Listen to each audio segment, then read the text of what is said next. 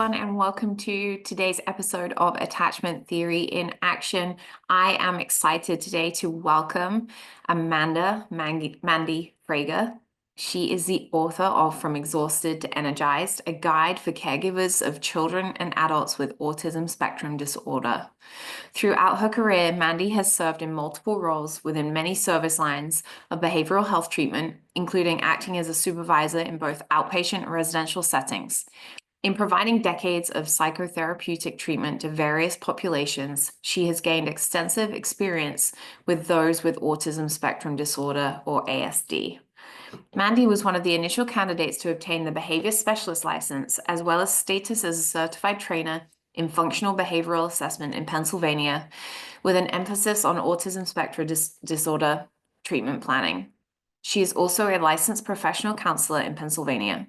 Mandy was the first director of autism services within an affiliation agreement with Cleveland Clinic Children's Hospital to bring its model of autism services to southwestern Pennsylvania, which included overseeing a licensed private school and a diagnostic center. Originally trained in energy psychology techniques, including EMDR and TFT test DXTM, to treat trauma, mood, and pain disorders and learning challenges, Mandy has been using a variety of energy-based modalities with children, adolescents, adults, and staff. Mandy is a former board member and education chair for the Association for Comprehensive Energy Psychology and holds diplomat status in comprehensive energy psychology. Hi, everybody. Welcome to this episode of Attachment Theory in Action podcast today. Welcome, Mandy. I am so excited to have you on the podcast today to talk to us a little bit about not only your book, From Exhausted to Energized, but also telling us more about energy psychology and some about your therapy techniques. There's some terms that I'm really excited to learn about. The biofield, I want to hear more about. And you have a fantastic grid that you have developed to, I see it as such a great resource to working with caregivers. And so I'm just so excited to have you here. Welcome. Yeah, thank you. I'm excited to be here, Christy. My listeners know that I always start the podcast with a very similar question. Our podcast is all about attachment, and attachment begins in early life. And so, from your perspective, is there anything or experience, whether it be early life or just early on in your career, that has kind of taken you down the path that you're on? Tell us a bit about your story. Yeah. So no is the short answer to that. But a lot of the families I work with and a lot of behavior specialists that are coming out in the field, say they've had a sibling or a family member who had been diagnosed with ASD or autism spectrum disorder, and really, we're gung-ho to get in the field. And that wasn't really the case for me. I did some Special Olympics work, volunteer work, when I was young in middle school and high school. And I was my cousin's buddy for a while. And that really shaped, I would say, how I understood and saw people with special needs. My cousin's mother was amazing as a special education teacher. And, her just excitement and, we always say excitement and energy for people, but she attacked her career as if, yes, you can, and yes, we will. We're ready. And she just had the most amazing approach for her young students. And I remember she was such a leader at Special Olympics. And I just really admired that about her. I have a whole family of teachers. My mom and my aunt were also teachers, but there was just something about this population that, at that age sometimes can look scary because we just don't understand people with different behaviors and sometimes sudden behaviors and things that might look like a person's running away or what to do. And she just made it. She just had such a sense of control, but from the heart. And she really inspired me. And I still tell her that. And she can't believe it. But I'm like, really? She's like, I'm just doing my job. I'm like, oh, that's, you had an impact on me. So nothing specific. Other, than that, I didn't really have a drive to actually be a therapist. To be honest, I didn't know what I wanted to do. One thing led to another. I graduated with sort of a hodgepodge degree, my undergraduate degree. And my another cousin said, "Hey, do you need a job?" And I said, "Yes." And I went to work in a neuro-rehabilitation center, and I wanted to get my master's to stay on my mom's insurance, to be honest, my health insurance. And she said, "Pick something easy and cheap." I picked a master's degree, and I had got a master's, and one of the staff there moved on and called me a year later and said, "What are you doing now? We need someone to do psychoeducational testing and assessments, neuropsych evals." And I went there, and little did I know at that point I was going to work for somebody who was a leader in the field of energy psychology. And so it all just kind of came together there. And then after that, insurance laws changed and things. And so I went to work in a private sector facility for young people like adolescents and children who had different types of mental health issues. And they said, "Well, you're going to have to work with autism." And I said, "What is that?" "I'm not sure that I am qualified to do that." And they said, "Well, we'll train you. Yes, you need to do that." I'm like, "Well, I'll stick with some other diagnosis." And they were like, "No, politely, you're going to and you have to learn this." So that was really my first experience in introduction to ASD, was probably about 25 years ago now. And, looking back, and we can talk about this later if you're interested, I probably was exposed to it much more than I thought before then, Mhm. just maybe in a professional setting, and didn't realize it, but in non-professional setting. So that's kind of how I got my start. And one thing led to another with jobs. And when I was uh, later on down the road, I worked for some other energy psychologists, and I had an opportunity to start a center-based program for kids diagnosed with ASD in affiliation with Cleveland Clinic Children's Hospital. And that was really, I can't even tell you, that experience really shaped me, and it will stick with me forever, because I remember going into that interview, and there were like 4 or 5 interviews. It was a very long process. And I thought, I think about ASD and autism very differently, I think, and I'm just going to be a match or totally not. And I was a match. And so I learned all these questions that I had all these years when I was still learning and practicing with this population, that you do ask more questions, to Mhm. get to a desired result. So I was a match, and I worked there. And that was where really I had the inspiration for the book. I never really set out to write a book, but a lot of the Does parents, they, anyone? does anyone, some people, yeah, right. Some people are just like, I really want to write a book. I really want to write a book. And I never really. My grandmother told me I should write a book, and I just kept looking at her and thinking, About what?" But here it is, so she must have known something that I didn't. But I was really inspired by the caregivers. And, our center-based program was a school-based program for students who were not able to maintain in a public school setting. So these kids were profoundly affected with the disorder.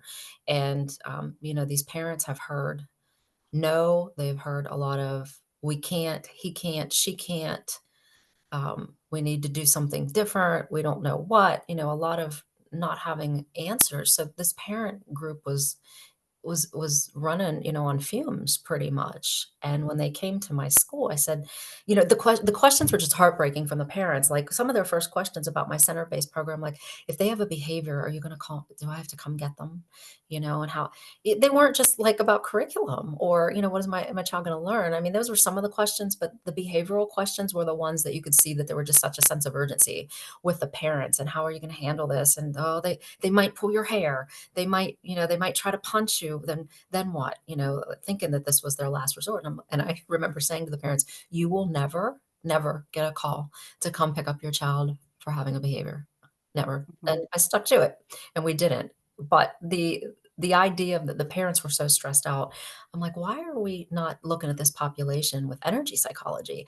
And so energy psychology, I learned back in the day with my first professional job that I was talking about earlier. But I'm like, man, we're not really taking care of these parents. And I get it, Well, because, yeah, because go ahead. parents have primary responsibility, they pour everything into their kids, and they don't have Mhm. anything left. And the traditional Mhm. recommendations were just so unreasonable. So I want to hear about energy psychology, but I want to pull you back to a couple of the points that you've made so far, that I've kind of been writing down, and how they kind of parallel with our world in working with attachment disorders and some of the behaviors. You and I had a kind of a we chatted before this, and we talked a little bit about some of those similarities and differences, um and I want to make sure that we keep our focus on autism, for sure. But I do want to highlight, like, one of the first things you said, Mandy, was about this fear that people have around children with behaviors that they just don't understand. And that is a very similar theme for us in our work in the attachment field. We see a lot of those very extreme, often yes, they can be scary for people to see behaviors.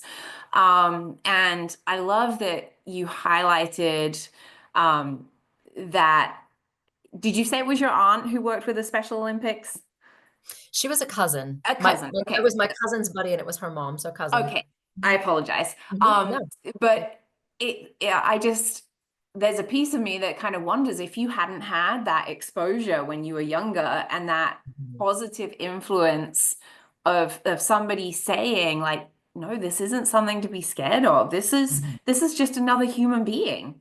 mhm, And we should celebrate and support and promote and help them grow just like any other child and any other person out there. mhm. Um, but you have to have an understanding too. She had an understanding, and when people don't understand, that's when those fears creep in. Yeah, I want to speak to one other point. It's a little bit tangential about not having no fear, though. And I seem to forget this because my father has passed away many years, but my mom always says to me, people with special needs would find your dad anywhere. And I remember when I was little and he would just be like, hey, and just be very confident and engaging, there were lots of adults actually who had special needs at that time. And that was a long time ago when I didn't have a lot of places for those people, and they weren't maybe diagnosed with ASD and were, but we back in the day maybe labeled them as the MR or a mentally retarded, which we don't Mhm. use anymore. But he was just really confident too about like this is just dive in. And I might be jumping ahead a little bit, but if I have to say anything to anyone out there who's new at doing this, it's really your own fear will get you so much farther if you can just reduce that. We'll talk about the energy stuff later. But that confidence, and if you have that in you, this might be a field for you also, that you just might have some natural affinity because it is harder for some people to, get past that fear or not have their own startle response if a sudden behavior happens. But some people are just really good at it, you know. Mm-hmm. Well, and I think, yeah, we talk about whenever I work with anyone who's working with children and families, the first thing we do is focus on our own stuff. And Mhm, so, what is coming up for you? Is it, and it might be fear, like in this case, it mhm, might be discomfort. Well, discomfort is that kind of underlying feeling that's under fear.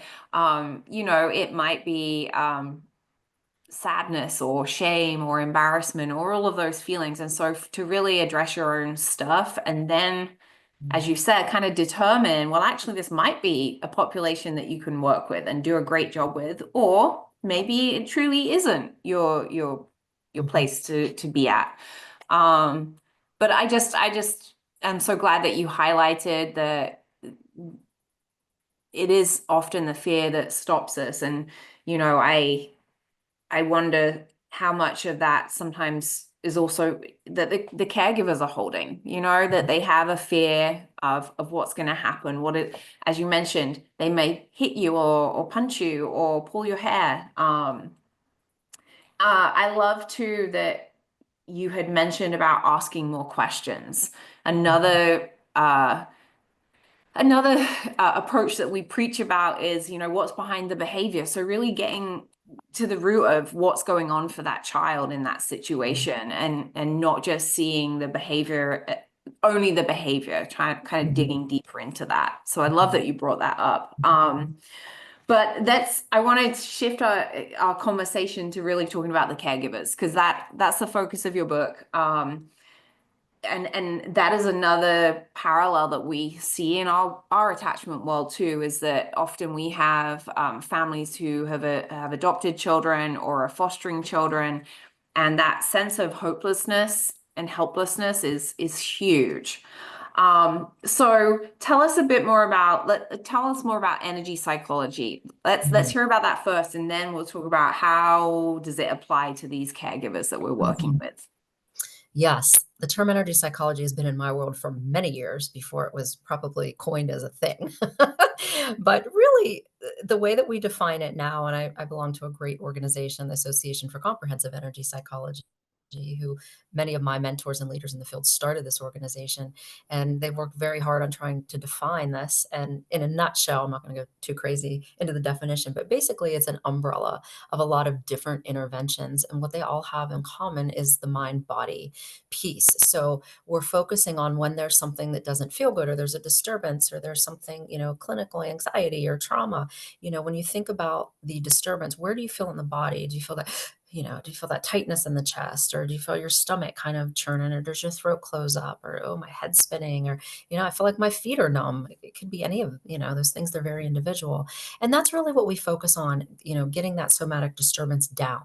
And that's our primary goal, because once that happens, then we can work with the thoughts and the beliefs about a situation, and that can become a little bit more clear. It's not that the memory or the not so great incident is completely gone, but we can talk about it without getting choked up or without having a feeling. Like, I can talk about that car accident that I had, 3 months ago. And, I really thought that I was going to die, but I didn't. And I'm here. I could talk about it maybe like I am now. And someone who might not have processed that, and it's still locked in their central nervous system, their body might be trying to talk through it, and you can visibly see, the physical distress that someone's under. Do you, can you, would this also link to kind of like panic disorders and Mhm, other anxiety related disorders as well mhm, um, that if we could address the somatic piece that we would maybe mhm. reduce those symptoms? Yes. So when we talk about the energy systems in the body, there's three major systems. There's the meridians, which a lot of people out there have probably heard of acupuncture. So those are the invisible energy pathways that run in the body. There's chakras, which are energy. There's a lot of them in the body, but the main one, sometimes if you Google it and you see the picture of the person sitting cross-legged and you see that rainbow of color kind of go up their center, and then the biofield, and that's a little bit more nebulous. There's some really good research going on with that to say that our thoughts and physiology and a lot of other factors internally and externally can sort of make up what we're emanating and what's coming off of us, and we can measure that now. But the meridian therapies actually have the most research for the clinical disorders, especially with anxiety, with trauma, with depression, with eating disorders, peak performance. And when you're talking about panic and anxiety, the meridian tapping, and I'm calling it meridian tapping, and I'll explain why in a minute, can go a really long way in helping to get that somatic response down. And then Hmm. when I say in my sessions, then we can tap into smart brain and make our good decisions and move forward. And in the meridian therapies, there's two. And EFT, emotional freedom techniques, is very well known. That's where there's an abundance of research. But a lot of people don't realize that EFT came from what's called thought field therapy, which was developed by a clinical psychologist, Dr. Roger Callahan. And his method was much more diagnostic. And one of his students then said, "Hey, let's make this easier, and we're going to call this EFT, and we're just going to tap, all the points, and just until we call it fatiguing, until we just get that response down." But what I talk about in my book, and how I use tapping, is I really tap into a lot, and no pun intended, I tap into a lot of Dr. Callahan's methods, because there are times when people experience some conflict, and there's a much more elegant way to resolve that internal conflict. For example, if I'm a parent and my child, I might need to go somewhere, and my child has safety issues, like they can run out the door. I have all the secure things in place that I can, but sometimes they're clever and they can get out the door. And I really need to go somewhere. And grandma says that she'll come and watch the child, and I'm like, I trust grandma. I know she can do her best, but I'm just not sure about my child. So part of me feels safe about this choice, and part of me doesn't. And while we can still sort of fatigue the tapping and just keep going, there's a much more elegant way to correct what we call a psychoenergetic reversal, which is to resolve some of these conflicts when they happen. So that's a little bit about energy psychology and the systems. In my book, I talk about two reversals that come up in caregivers really prominently. The safety is one of them, and possibility, because sometimes, the caregivers, and I'm not just talking parents, they can be guardians and teachers and staff and behavior specialists. Sometimes we're so caught up in the way that things are and the problematic behaviors that part of us doesn't believe on some level it would be possible for this to look any different or to change things. So those are the two that really I think resonate with the caregivers. And I talk about in the book how to correct those. And the tools are in there about how what language to use and where to tap on your own body to sort of correct those. And I think about doing some of these mind body techniques. I have like a little protocol in my mind that pulls from a lot of different protocols. It's not really unique to Mandy, but it really, as my licensed behaviorist mind likes to do, I want to build the foundation and make sure that we have a solid foundation. We're stretching before the race so that when we're ready to run the race, we have everything. We're set up for success, basically. Hmm. Yeah. Hmm. And so what I hear you saying is that you, from your experience, your training, you've been able to kind of pull together an approach that kind of fuses a few different modalities together. You know, we're hearing about kind of tapping and some EMDR stuff going on. And, you know, I love that because it means that at least I would say that you are using every tool in your toolbox to make a caregiver as strong as they can possibly be, that you aren't just limited by, you know, CBT, which we know isn't going to necessarily work in this scenario. You're able to pull the things that you know, and including psychological, scientific, and more Mhm. holistic approaches together to create this whole package for a caregiver who is at a place of exhaustion, you Mhm. know, emotional, mental, physical exhaustion. And so I love that you're setting them up for success. Mhm. So tell me more about our caregiver types, the grid that you have created, and how it links to your energy psychology Mhm. approach. And in the book, in my book, it's on page 125, but we may have in the new prints that it might be slightly different. But go ahead, Yeah. tell us more about caregiver types grid that you've It's created. Yes, it's still on page 125. All the copies. So this grid came out of actually a three-part model to caregiver success that I talk about in the book.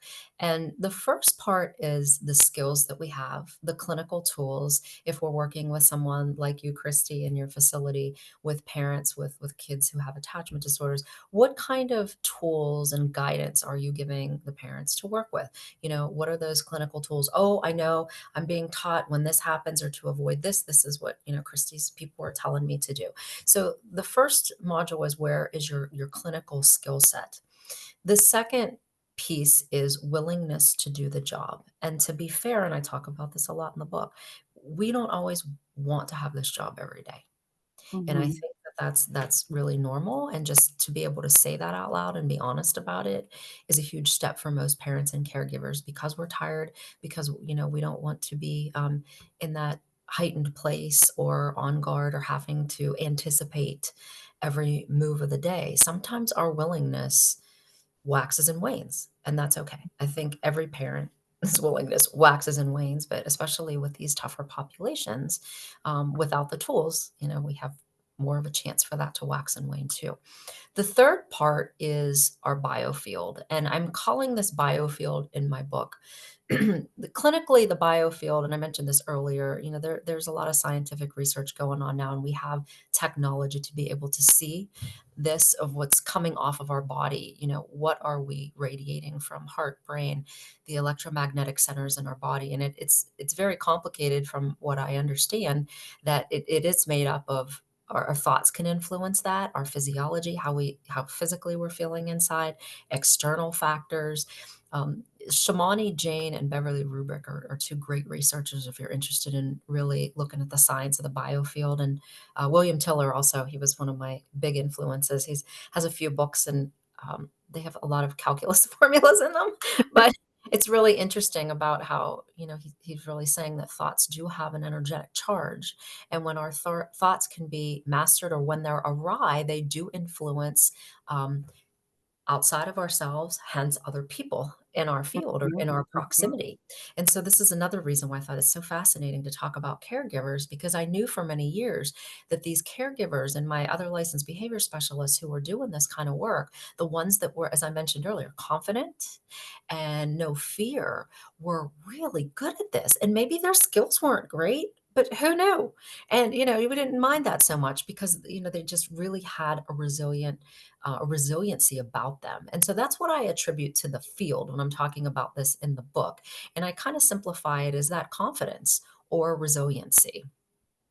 As far as the caregiver types, I illustrate, I think there's 8 types in the book about if we are high or low in any of these 3 areas. So we might have a high skill set, we might have a low willingness, or a high biofield. And then what kind of caregiver type might that look like? So there's a little, kind of archetype I put on there, and I talk about how we need to get it up to high, high, high for everything. So ultimately, we want to have a high skill level. We want to know what we're doing. We want to feel confident what we're doing. We want to be engaged and want to do the job. And we want our resiliency and confidence to say, yeah, I can do this and I'm strong about it. One of mhm, the caregiver types I really want to talk about because I think it's kind of the most elusive one, but we see this so much, is I call it perfect on paper. And we could apply this if you're listening out there and if you work outside the home and you work with a lot of people, or if you're in HR or you're managing people, this will resonate. The the high the perfect on paper high skill person has all the clinical skills as if you're doing a job interview, right? And that person comes in and their resume looks perfect. They had 18 years in the field. They do this, that, yeah, I can do this. I have all these, extraneous skills on paper, and their willingness to do the job. Yep, I want to do this. That's what I've always known. I can do it. But yet, once the person starts the job, after a month or so, maybe you can sense something just isn't right with that person if you're their manager or you're their coworker, and they just don't feel like they're on or want to be there. And they're like, no, I mean, there's no mistakes. They're doing it great. They're saying, yep, I like to be here, but just something might not feel right. And that person might have a low biofield. So something within them could be tentative. It could be something that has to do with the work they're doing. It could be something completely outside of work, but something just isn't confident, or there's some distress somewhere on some level. What can happen over time, and why I think that this one is kind of the most curious one, is because an employer might say, "Oh, well, there's nothing to worry about with this person. Low management, I don't have to check in too much. They know what they're doing a good job." But with that low biofield, that can in turn affect the willingness. Because if our physical system isn't resilient, our body, we were talking about the somatic pieces before, we can have bottom up communication, which means our body doesn't feel great and it sends a message to the brain, or our brain can create a message and send it to the body, influencing how mind and body actually think and carry out actions based on those thoughts. So this tentativeness might start to manifest in the body, and the mhm, person says, "Oh, I don't know. I don't feel right. Maybe." And then they start to question, maybe it's work, maybe I'm not good at this. Maybe is my skill, maybe my skills aren't right. And this can just snowball into questioning on a lot of levels. Maybe it has to do with work, maybe it has to do with home. I've worked with many managers through the years, and I can't tell you how many have had this type, and they say everything's perfect, and then they just up and quit, or they leave. I mhm, don't know what happened, so I think that this is particularly concerning, but I think parents can get in this place a lot too, where they're getting the appropriate training to how to work with their children, and they want to do it. Of course, they're coming from the heart. This is my kid, and then one day they just plummet and feel, maybe I'm going to use the B word, the burned out word. mhm, mhm, So that's a type that I like to talk about a little bit more than the other ones. When there's a deficit in one of those areas, we can identify it and then figure out what the person needs. So another type is the sweet grandmother. I call it, they have low skill, but gosh darn, we're going to give this child a cookie and make them feel better, right? The willingness is through the roof.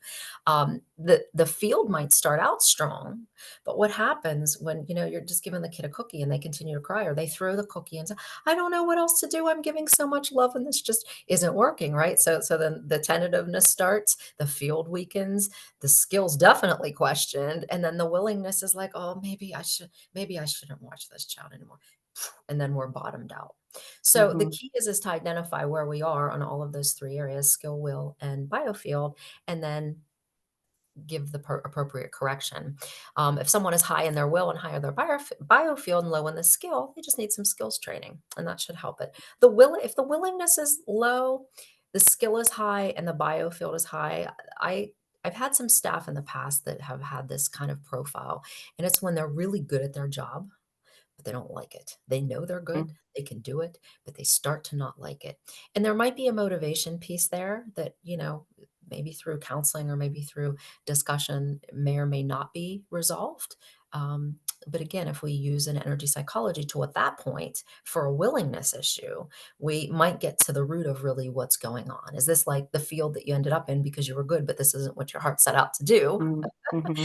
Or is there something deeper maybe with a parent that I need to grieve some of the things that my expectations for my child that may not happen either on time or possibly in my mind at all from what I expected.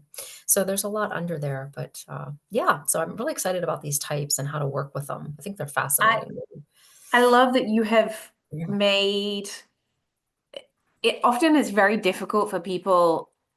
I'm going to put this so very simply, but to talk about their own stuff. And so by creating this grid, you've I feel like you've made it a lot more accessible. And you preface in Mhm.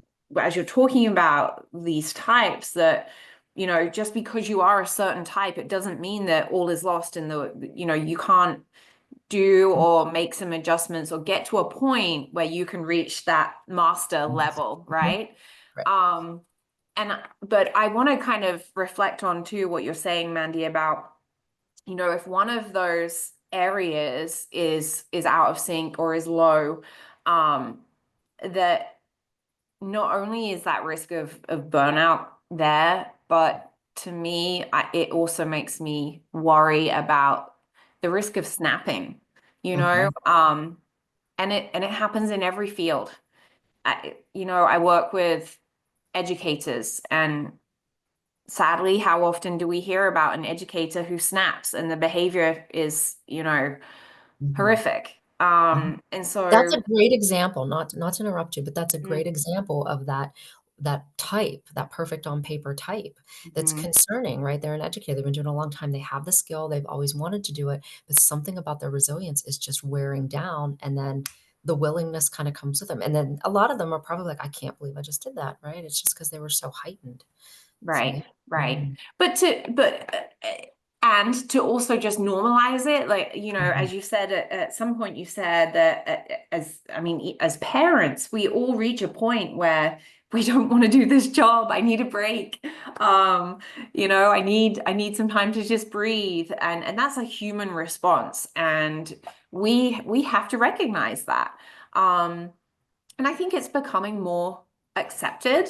People are getting to a point where they're able to say, I need to tap out for a bit. If you're working in the field, I need to tap out. Somebody else needs to step in for a little bit, until I can be the best version of myself for the child or family. Um, but I still think it's at a very surface level. It's like, oh yeah, I'm having a bit of a hard time, Mhm. when actually I think your grid here really encourages people to really dig deeper into it.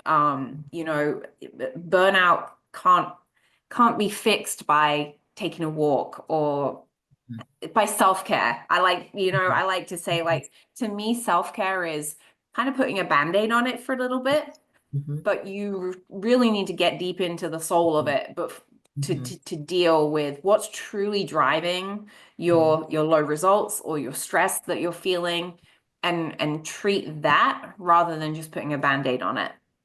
Right, so in our behaviorist world, you're a licensed behaviorist, correct? Right? Well, Yep. I'm a clinician, so Yeah. yes. So but in our behavior mind, this Band-Aid idea might be what we call a response block. We're putting on a temporary solution or doing something else to sort of get away from the problem a little bit. But what energy psychology does is it gets to the root of the problem in the body. And the beauty of it is somebody doesn't even have to really talk about it or know why they're burnt out. We can just say, okay, you're feeling burnout. Where do you feel it in your body? And some say, "Oh, my chest is just, well, oh, I didn't realize it, but my shoulders are up to to my ears." Mhm. And we do some interventions, and then, it brings that somatic response down. And oftentimes caregivers especially don't even know that they're as stressed as they are until they're not. And again, like a walk or a short type of response block Band-Aid type of intervention doesn't solve it. It's a little bit of an escape for a while, but it doesn't really get to the root of what the body's doing. And so when the body is speaking up like that, I want to talk about it in a different way too, so people really understand. I was talking about the amygdala, and this is a lot of talk about the amygdala in the energy psychology world, that the amygdala is designed to protect us in terms of fight, flight, and freeze, and we have to fawn and flop, I think now are the other two Fs in there.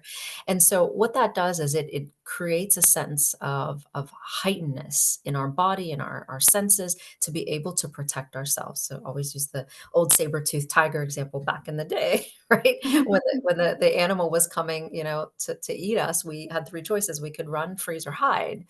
And so that mechanism was designed to be used in short spurts, like a sprinter. But what happens when we're into these highly stressed situations all the time is this is climbing up and up, and it's overtaxed and sometimes being utilized like constantly, and it's just not meant to. And that's really what kind of in our world of energy psychology we attribute to what's happening when people are feeling burned out, that this amygdala is just overtaxed and being used all the time. And when you have a child who has really unexpected behaviors, you are Mhm. on guard and Mhm. you are heightened. So again, some of these tools, these energy psychology tools, what I talk about in the book, helps to decrease that in the short term, but then also in the long term. And as it starts to manifest in the body, and as we're doing a lot of this work and the body has a new way of its daily being, which is kind of down a few notches, we can tap into our smart brain for a lot more of our skills tools, and days feel a little bit more stressed. They're not maybe less busy, but we're not sort of spinning around like sort of wasting time or in our own anxiety or in our own heightened state, thinking that there's more going on that might really be going on or that we need to attend to in the moment. I think that it also provides some safety for caregivers to I wonder if a lot of caregivers get to a point and they just feel like I'm a failure. I Mhm. can't do this. That adds to that burnout. And so and so often there's still continued stigma around mental health issues. And I think that this obviously, from our scientific perspective, we know that what the work that you're doing in in energy psychology is addressing those biological symptoms that person is having. But to an outsider, I almost wonder too if it creates a sense of safety that, oh, it's my body. Oh, okay, if I can learn to relax my body and my body is relaxing and switching off, that's less that's less of a vulnerable position than somebody saying, "Oh, you keep having these intrusive thoughts." That's scary for people to hear. So if Mhm. we work with the body first, then they start to understand that some of those intrusive thoughts are coming because your body is in that protection mode, right? Mhm. Yes. Um, so I don't know, I'm trying to put myself in the shoes of a caregiver who would feel that way, and then to be able to learn that actually I have a sense of control over this because, we still, again, have the stigma that we don't have so much control over our brain and our thoughts. Um, but just providing them a safe place to start that process. Does that make sense? Yes, and, people ask me all the time, "Why do we think that anxiety is going up? Are we just the anxious generation?" And all of those kinds of things. And really, I think that this is a function of what's happening in the body in these heightened amygdala states, and we think that it's normal until it's not. And you're Mm, absolutely right. With my clients, they will say, once they start to their body responses come down and they can trust the process that I'm engaging with them in with these interventions, they're like, "Oh, it can come down." And their process is sort of like, "Well, I can try it by myself, but it's better when I do it in session with Mandy." And then eventually they get the confidence that they can do it on their own without me, and they have the independence and again that confidence of being able to control their own body and even telling themselves, I'm not in danger. I'm not going to have a heart attack. I'm not going to have a panic attack. It's okay. I have a tool to control this. is Mhm. really empowering when, Mm. it's just other tools have been designed to just escape the feeling for a few minutes. I just had a thought, and this wasn't in our kind of plan. I'm going to throw a little question to you just before we kind of start to wrap up. But um, mirror neurons. Do you talk about that with your clients and your caregivers in terms of, yeah, when you can get into this calmer state where you're not protected, that you're then transferring that to your child? Mhm. That's actually what was a lot of influence for the book too, because I Okay. used to see that, and I wasn't talking about it in that much of a scientific way, but I could kinda see and feel like those caregivers or those staff who just were confident but Mm-hmm. maybe didn't have the skill, like, why does this child respond so much better to them? And so I'm not necessarily using that language, but it's an ongoing conversation, and that's more of how I talk about it is the field, the biofield. So, like, if you're in somebody's field, I just say, like, about 3 to 5 feet, but if you live in the household, you're always exchanging energy, and people can Mm-hmm. pick that up, and I say, like, kind of if your field isn't resilient, it's like Swiss cheese. So that person's right into your energy and you might be spewing out. So there is some sort of exchange going on that's not spoken, but how that person's intensity energy affects yours. And yes, it can be very cognitive. We can say, okay, my child's heightened today. So I'm like, not so sure. I can see it as evidenced by behaviors. But there's also that idea of feeling it. I can't say how many parents have said, I just can feel it coming. I can feel the Mm-hmm. behavior coming, I can feel it, and that's a really good awareness, and being in tune with that field, and so at that point, that's actually a good starting point for a lot of my parents who feel really good about what they're doing, but they have these sort of, these behaviors that aren't so frequent, but when it comes and I can feel it coming on. That's a great place to do some of this energy work just because of what you're saying. Like if I can stay calm and sometimes it happens when the caregiver is working on that and can stay centered, those behaviors sometimes extinguish. So Mm. it's really fascinating about how behaviors that, we're not maybe really giving a lot of attention to in an ABA format or in a targeted intervention way when the parent changes or the caregiver changes their own stress and what they're feeling, how the child just responds differently in general. Does Mm-hmm. happen a lot. Yes. Mm-hmm. Yes. Well, and I also wonder about, you said, the words that the caregiver uses are, I can feel it coming. I also wonder about how much or how often is that then does the caregiver promote those behaviors because Mhm. maybe they don't Yes. feel it coming, but More this of is an a extreme. similar, yeah, this is a Yeah. similar Yeah. situation that we've been in before, and the last time we were here this is what happened, and so now I'm triggering so actually Yes. the child is not doing anything to say here it comes. It's coming Mhm. from the parent themselves. And go for it, it's time. That's a hard concept to put out there, but you're right, and, I know we wanted to talk a little bit about how, reactive attachment disorder and ASD looks alike, and I can't help but think what I was gonna talk about in that part, but I think it's a good time to do it, is just child development, and especially with autism, if because the communication's impaired, normal typically developing kids, I should say, pick up information from their environment. And so they're reading senses, they're reading social cues before they have language. Kids with ASD, and this is Mandy's hypothesis, is that because they don't develop the language, they hold on to perceiving the environment in a sensory based way for longer and they get better at it. Mhm. Mm. And even if they do have some language, they still have that ability. And Mhm. so what you're saying is, yeah, I might have a 5 or a 7-year-old who are they really acting out? But how does this stop when mom's behavior stops? It might be in that heightened behavior, it might be an inadvertent subtle cue that the Mhm. child is picking up that says, "Okay, it's I when this happens, I do this, or when I do this, I felt that." So that's the ABC applied behavior analysis model where there's the behavior, what's the antecedent and what's the Mhm. consequence. So what really is the antecedent?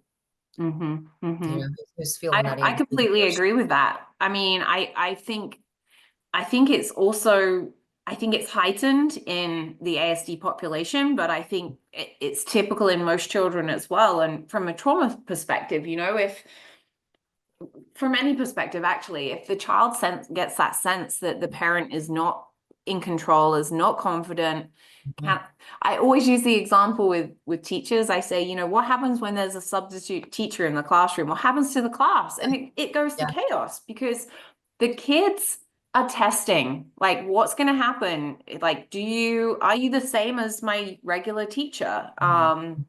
And so That's when the our kids, cognitive piece. That's the cognitive piece, but that feeling piece is right, that person's probably like, and then the yeah. kids are like, "I don't feel safe and structured," and it just comes Mhm. out in these cognitive ways, and we attribute it all to that when there's another Mhm. piece to it. Mhm. Well, Mandy, this has been wonderful. Thank Yeah. you so much for chatting with me today. I feel like, there may we may have some room to bring you back on again because there's so much to dig into.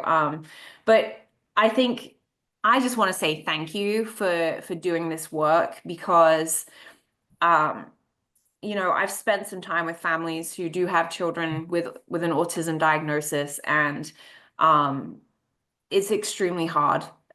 And Mhm. I don't live that. I don't live there in their world. And so I think that it's so important that there are people out there who are working so hard to support those children and those families, so that they can be as successful as they can be. So thank you for your work in this field. Yeah, it is a very different niche, and I will say this, that, a lot in our modern languaging, with neurodiversity, I think a lot of families feel like they're getting sort of put under this umbrella of neurodiversity, who have kids that are diagnosed with ASD, and it is very much a different world. So I just Mhm, wanna say that, to put it out there, that it's I think it should be sensitive languaging the other way, if it makes sense. Like, I'm a parent who has a child diagnosed with ASD, you know? mhm, mhm. Yeah. I appreciate that. No. Um, Thank you, Mandy, for your time. Thank you And for having hopefully me. we might see you again on the podcast. Okay, great.